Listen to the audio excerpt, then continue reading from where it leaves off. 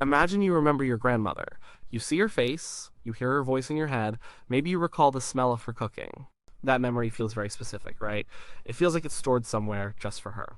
For a long time, some scientists wondered if maybe there was a single brain cell, one tiny neuron, dedicated entirely to that one memory. A neuron that fired only when you thought of your grandmother, or saw her face, or heard her name. They called this the grandmother cell. It's a simple idea. And it makes a lot of sense if you just think about how personal and specific some memories are. You recognize your grandmother instantly. You don't have to think hard about it. It just happens. So maybe there's a special switch, a special cell that turns on only for her. This concept, the grandmother cell, has been around for a while.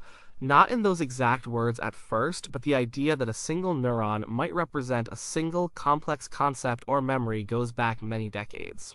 It's an intuitive thought, especially when you consider how quickly and automatically we recognize very specific things in the world. Think about how your brain works when you see a familiar object. Say, your coffee mug. You don't process it as a general cup-like object. You know it's your coffee mug. The one with the slightly chipped rim, the funny saying on the side, that's a very particular piece of information. And if you believe in the grandmother cell idea, then maybe there's a coffee mug cell just waiting to fire. Or consider a famous person like a movie star. You see their picture and boom, you know who it is. No hesitation. It feels like there's a dedicated file folder for that person in your brain. And in this simple model, that file folder would be one cell. One special cell for Jennifer Aniston, one for Tom Hanks, one for your childhood best friend. This way of thinking about memory is called localist encoding. It means that a specific piece of information, like a memory or a concept, is stored in a very localized spot.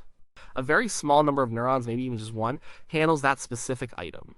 It's like having a specialized switch for every single thing you know. Flip the grandmother switch, and there she is.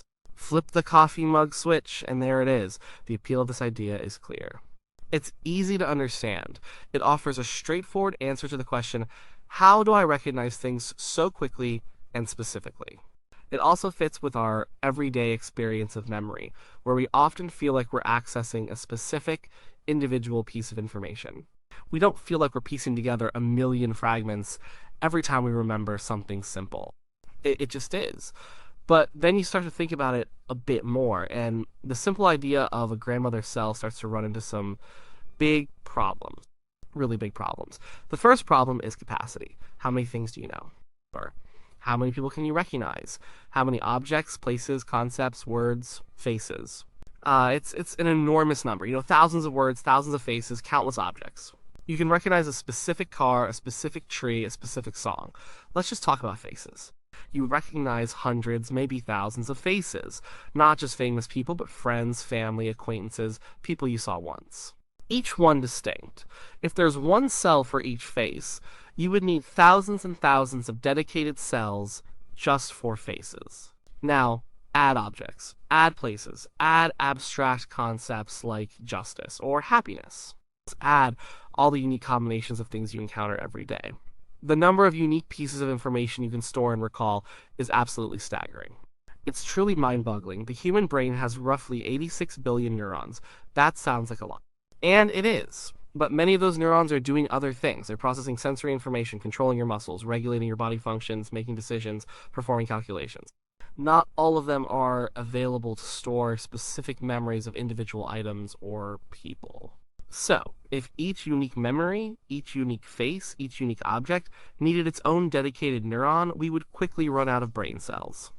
We would hit a hard drive space problem. The brain simply doesn't have enough individual neurons to dedicate one to every single unique thing we can recognize and remember. It just doesn't add up. The number of things we can remember far exceeds the number of available grandmother cells, if that's how it works.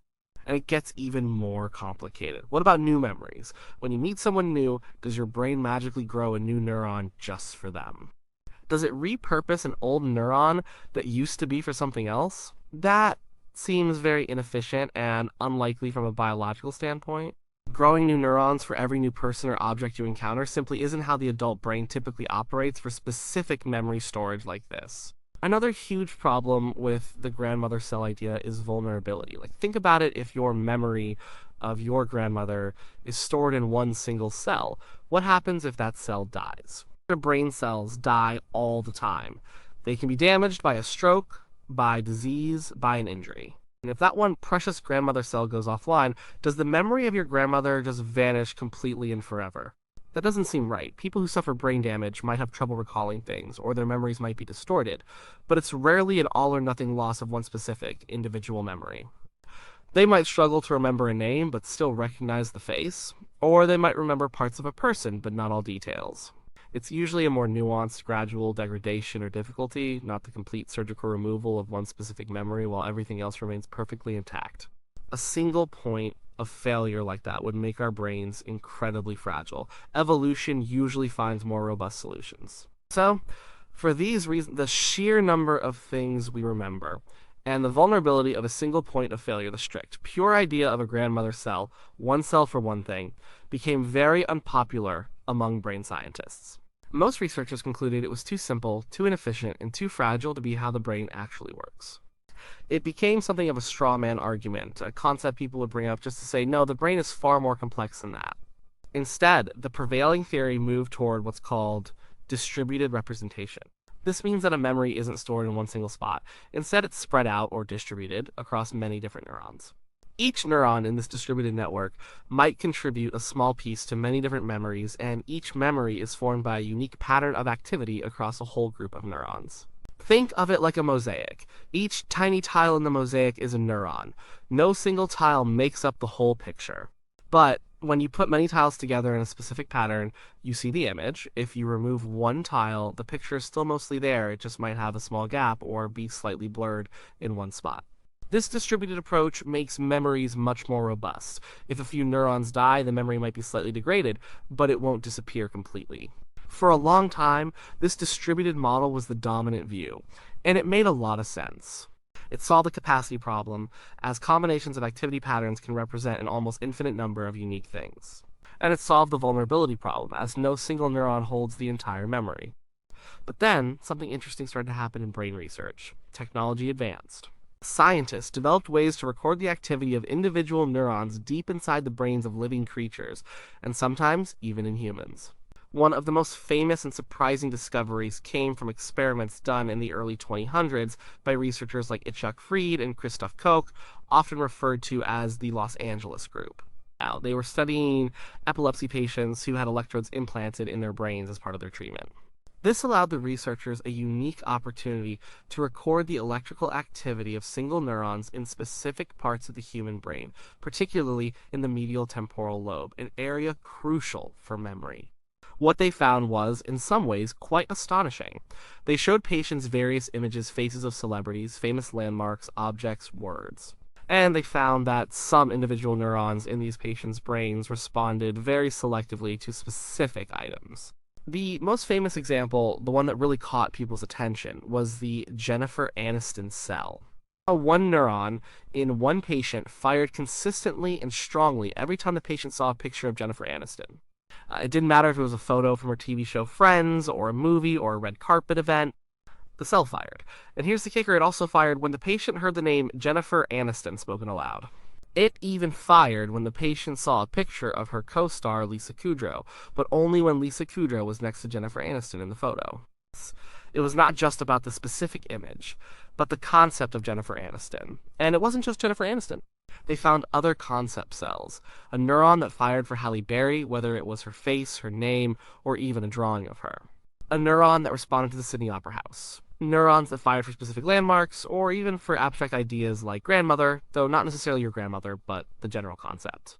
They even found cells that responded to specific characters from Star Wars, like Luke Skywalker or Yoda. This was a huge finding. It meant that there were highly specific neurons in the human brain that seemed to represent individual concepts or people. This seemed, on the surface, to be exactly what the grandmother cell hypothesis predicted. It seemed like those early, simple thinkers might have been onto something after all. But let's be careful, are these Jennifer Aniston cells truly grandmother cells in the strict original definition? Not quite. And this distinction is really important. The original grandmother cell idea was about exclusivity. For one cell, and only that cell, for one specific thing. If that were true, the Jennifer Aniston cell would fire only for Jennifer Aniston and nothing else. And if it died, the patient would no longer recognize Jennifer Aniston. What the Los Angeles researchers found was slightly different. These neurons were incredibly selective. They had a very strong preference for one particular item or concept. They fired much more vigorously for Jennifer Aniston than for anyone else, but they weren't necessarily exclusive. Sometimes a Jennifer Aniston cell might fire weakly for a related concept or a similar face. And it's not as if that one cell was the only cell responsible for recognizing Jennifer Aniston. Instead, what these concept cells represent is more likely a highly specialized node within a larger distributed network. Think of it this way to recognize your grandmother. It's not just one neuron, it's probably a small group of highly specialized neurons that fire together in a specific pattern. And the Jennifer Aniston cell is one of those highly specialized neurons contributing a very strong signal to that particular pattern. So while the old, strict grandmother cell idea of one cell, a one memory is still largely considered biologically implausible, the discovery of these highly selective concept cells shows us that there's more specialization in the brain than the purely distributed model initially suggested. It's not a free-for-all where every neuron is equally involved in everything. Some neurons do get very, very good at responding to specific things. This led to a refined understanding, a kind of middle ground between the purely localist grandmother cell and the purely distributed mosaic model. This middle ground is often called sparse coding. In sparse coding, a memory or concept isn't stored in just one cell, but it's also not spread out across all cells. Instead, it's represented by the activity of a small group of neurons, a unique pattern of firing across a subset of neurons. It's sparse because only a few neurons fire for a given concept, saving energy and increasing efficiency. But it's still distributed enough that if one of those neurons dies, the whole memory isn't lost. The other neurons in the group can still carry the signal, albeit maybe a bit weaker. And think of it like a specific chord on a piano. To play a C major chord, you press 3 specific keys. Not one key and not all the keys on the piano, just 3. The combination of those 3 keys produces the unique sound of a C major chord. In the brain, these keys are the neurons, and the chord is the unique pattern of activity that represents your grandmother, or Jennifer Aniston, or your coffee mug. The Jennifer Aniston cell might be one of those crucial keys in the specific chord for Jennifer Aniston. This sparse coding model offers the best of both worlds. It gives the brain incredible capacity because even a small number of neurons can form an astronomical number of unique combinations. Just like a few letters of the alphabet can form millions of words. It also provides resilience because if one neuron in the small group is damaged, the others can often still convey enough information to reconstruct the memory. And it explains why we find these highly selective concept cells. They are the strong, unique notes in the specific chord for a particular memory. It also explains how we can combine information. Our brains don't just recognize isolated items. They recognize relationships, they remember events, they understand sentences. These complex memories are likely formed by the unique interplay and synchronization of many such specialized neural groups. So, the grandmother cell started as a very simple, almost naive idea, but it was a good question to ask. And asking that question, even if the initial answer was wrong, pushed scientists to look closer. It forced them to come up with better ways to understand how the brain actually works. Today, we understand that the brain is a marvel of efficiency and complexity. It manages to store a mind-boggling amount of information, from the face of your grandmother to the taste of your favorite meal to the meaning of abstract concepts. It does this in a way that is robust to damage, flexible enough to learn new things constantly, and incredibly fast. We don't have a single grandmother cell in the strict sense, but we do have highly specialized neurons, these concept cells, that seem to act as crucial components in the representation of specific and complex ideas. These cells are not isolated, dedicated switches. They are more like highly specialized instruments in a vast, intricate orchestra. Each instrument contributes its unique sound, but it's the specific combination and timing of all the instruments playing together that creates the symphony of our memories and consciousness. The journey from the simple grandmother cell idea to our current understanding shows us something important about science. It's often about starting with a basic concept, testing it, finding its flaws, and then refining our models based on new evidence. It's not about finding one perfect answer, but about slowly piecing together a more nuanced, more accurate, and ultimately far more awe-inspiring picture of how things really work. The brain's ability to remember is still one of its greatest mysteries. We've come a long way from the single-cell idea, but every discovery, even the ones that disprove old theories, brings us closer to understanding how we hold on to everything that makes us who we are. It brings us closer to understanding how we remember our grandmas and everything else that matters.